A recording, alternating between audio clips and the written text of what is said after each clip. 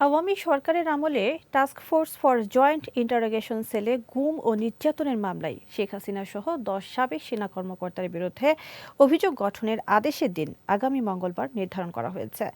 আজ আন্তর্জাতিক অপরাধ ট্রাইব্যুনালের চেয়ারম্যান গোলাম মর্তুজা মজুমদারের নেতৃত্বাধীন ৩ সদস্যের বিচারিক প্যানেল এই আদেশ দেন। গ্রেফতার ১০ সেনা কর্মকর্তাকে সকালে কঠোর নিরাপত্তায় বিশেষ ট্রাইব্যুনালে হাজির করা হয়। জুলাই আন্দোলনে রামপুরায় ২৮ জনকে গণহত্যার মামলায় বিজেপি কর্মকর্তা রেদওয়ানুল ইসলাম সহ ৪ জনের বিরুদ্ধে অভিযোগ গঠনের তারিখ আগামী ২৪ ডিসেম্বর নির্ধারণ করেছে আন্তর্জাতিক অপরাধ ট্রাইব্যুনাল ২। হচ্ছে সিনিয়র আইনজীবীরা আসছেন, তারা কথা বলছেন, তারা বিভিন্ন ধরনের আবেদন দিচ্ছেন। এই আবেদনগুলো কিন্তু আদালত মঞ্জুর করছেন এবং তাদেরকে যথাবিহিত সময় দেওয়া হচ্ছে। সুতরাং এখানে তাড়াহুড়ার কোনো বিষয়টা নেই, কারণ আমাদের প্রত্যেকেরই লক্ষ্য হচ্ছে ন্যায় বিচার নিশ্চিত করা। ন্যায় বিচার নিশ্চিত করার জন্য যতটুকু প্রয়োজন আমাদের প্রসিকিউশনের পক্ষ থেকে আমরা কোর্টকে ততটুকুই সহযোগিতা করব।